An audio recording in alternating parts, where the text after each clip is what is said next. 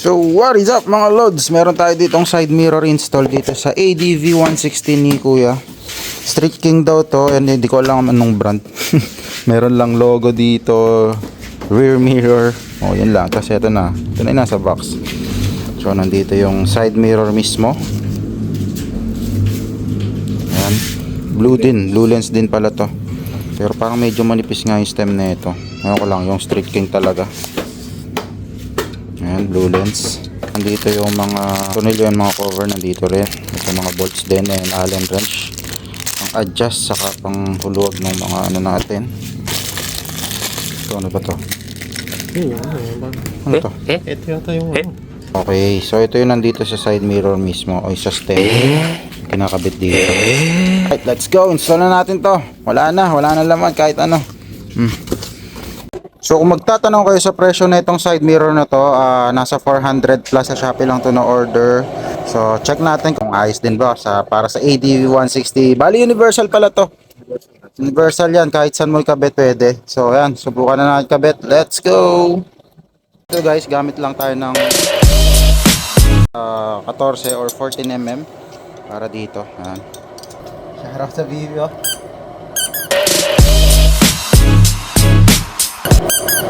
Busina niya bali, wala siyang busina eh.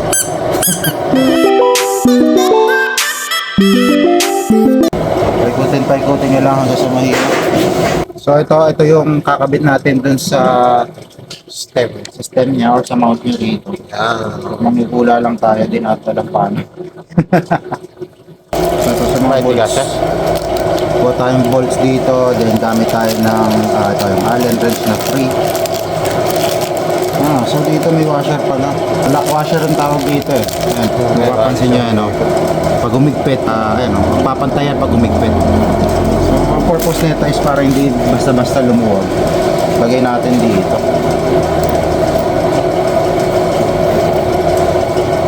Tagalin lang natin tong adapter, yung stock. Kasi parang ay pumasok eh.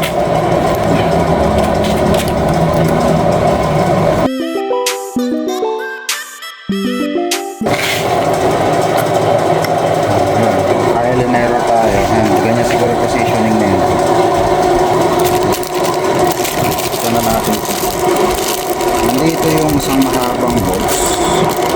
Dito. Down. Pasok natin dito.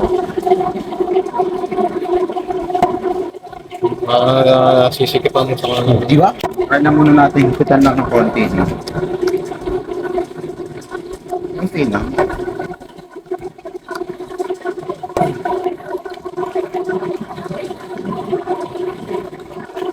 So ayun, ang purpose din kasi nito, joints niya, para pwede mo siyang taasan as baba. Di ba? Kasi yan. So marami siyang joints, two joints, geng. So yan. Sino natin ito? Ganda! Ulit natin yung nakaanan. Luluwagan din yan, no? Umikot. Saan? May mga ikot sa mga. Blue lens siya, napakaganda. Tapos yung shape niya is yung parang sa stock din ng ADV. Tapos dito, hindi natin ma-adjust hanggat di natin luluwagan. Ano, itong tatlong Allen wrench or nut dito, screw na dapat luwagan para matanggal or lumuwag or ma-adjust to. Luluwagan pala muna natin to before natin ma-adjust tong side mirror kasi ang tigas oh. Hindi mo magalaw.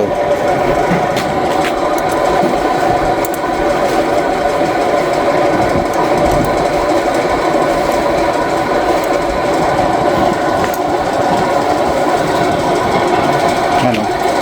Basta maluwagan mo yan, parang ano na lang oh. Sobrang smooth na. Pwede siyang labas, pwede siyang pasok. Pitan lang natin to ng tama para na-adjust kahit pa paano. Hindi siya yung totally sobrang tigas. Pogi nung motor na yun, no? So, for now, ito na muna. Sa kabila, kakabit din natin. Ganito rin naman yung procedure na ito. Tapos dito pala, meron siyang takip. Ano? So, takip siya para dito. Kung mapapansin nyo, meron tatlong butas dito. Ayan. Ayan o, 1, 2, 3. And dito rin may tatlong butas. Ayan. Ay, tatlong ano pala, ngipin. Ayan, 1, 2, 3. So, ayan yung papasok dito. Para hindi pasukan ng kung ano naman dumi. So, ayan, installed na itong nasa right side nating side mirror. Doon naman tayo sa left side. Same process lang naman. So, fast forward na lang natin. Let's go!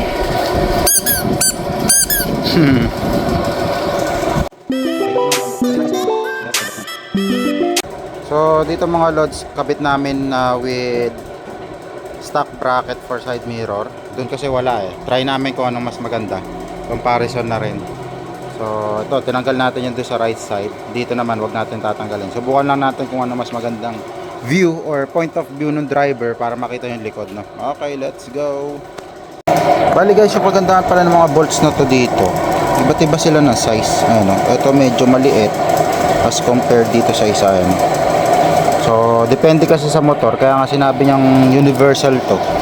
So, depende din kasi dito sa stem or kabitan ng side mirror. Kung malaki, kung small thread or big thread din.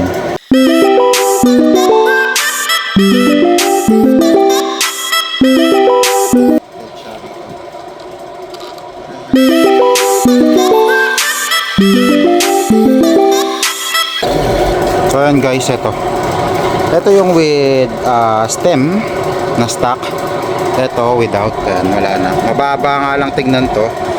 Mas malinis lang tingnan yun mas compare dito. Pero syempre, hindi tayo titingin doon kung sino yung mas malinis. Check natin kung anong mas better yung view sa rear mo. So ayan, sakyan ko. Check natin yung point of view ng driver.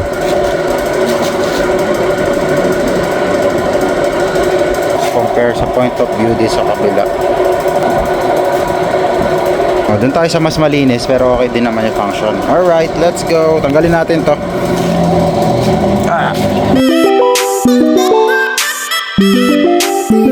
Ayan, pogi no. So dito guys, compare natin yung stock side mirror versus tong kinabit natin na Street King.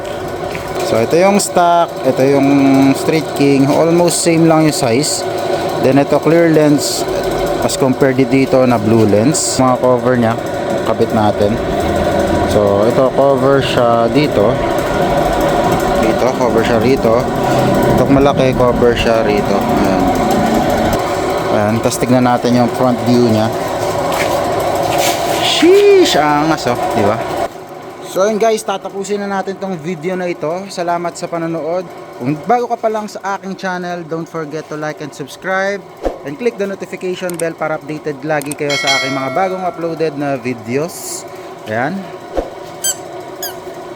Shout out.